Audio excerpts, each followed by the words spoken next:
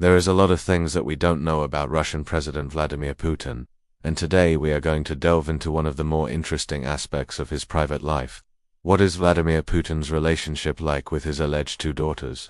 This is a question that many people have asked and yet few have ever bothered to answer. What kind of life do they live? Are they happy or sad?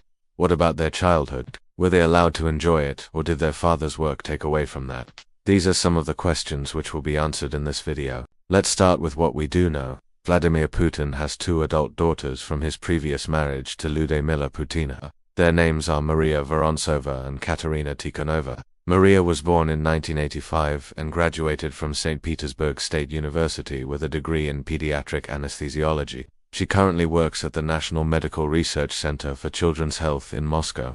Catherine was born in 1987 and graduated from the University of St. Petersburg with a degree in Oriental Studies. She currently teaches at the university. So far, so good. But there are some unanswered questions here.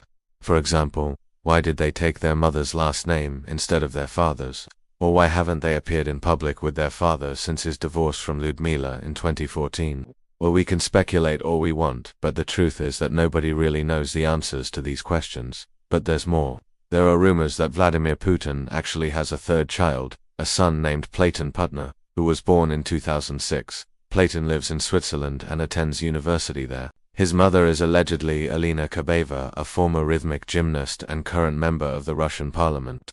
However, neither Putin nor Kabayev has ever confirmed that he is their son, and most Russians have never even heard of him. So is Platon really Putin's son? We don't know. But let's move on to something we do know about Putin's private life. He owns a sprawling estate on the shores of Lake Valdai just outside of St. Petersburg. The property includes a large house, a number of smaller buildings, as well as a playground and a go-kart track. In fact, the entire area is almost 2 square kilometers in size. It is truly a luxurious property, and it is clear that Putin has spared no expense in making it the best of the best. But why does he need such a large estate? After all, he already has a huge apartment in the center of Moscow. Well, it's likely that Putin uses this property to entertain guests, or maybe he just likes to get away from it all every now and then.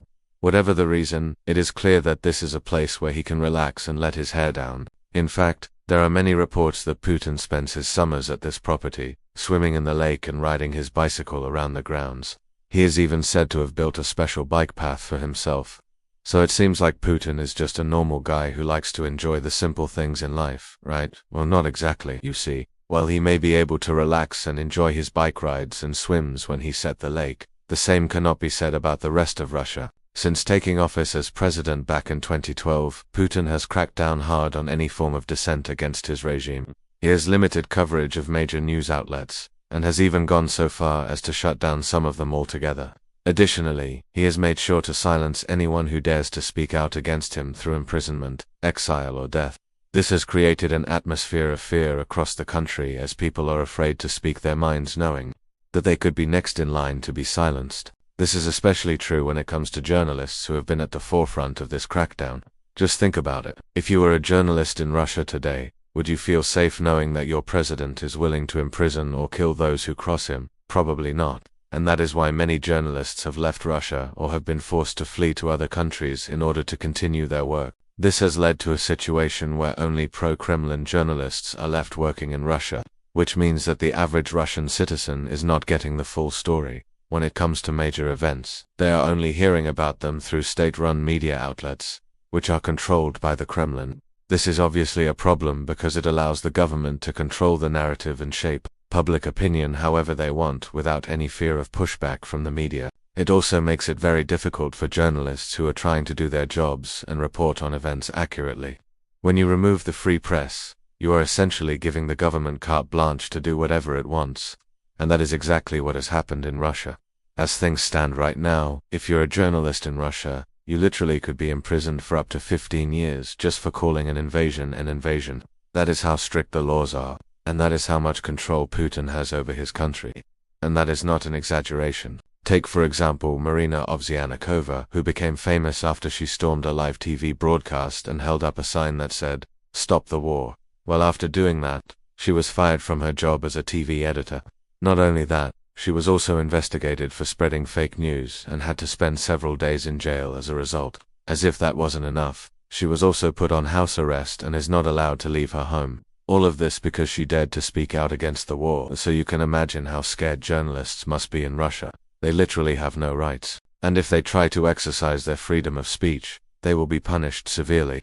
That is why so many of them have left the country, and why those who stay are so careful with their words. Now, you might be wondering what all this has to do with Vladimir Putin's alleged secret sons.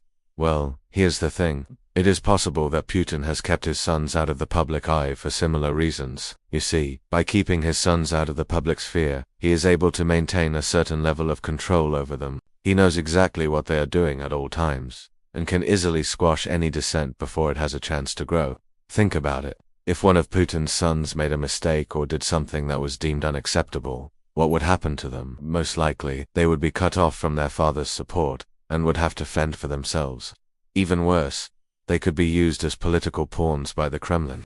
Imagine being in a situation where your father, the most powerful man in Russia, is willing to sacrifice you just to protect his own interests. That is the kind of pressure that these sons must be feeling every single day.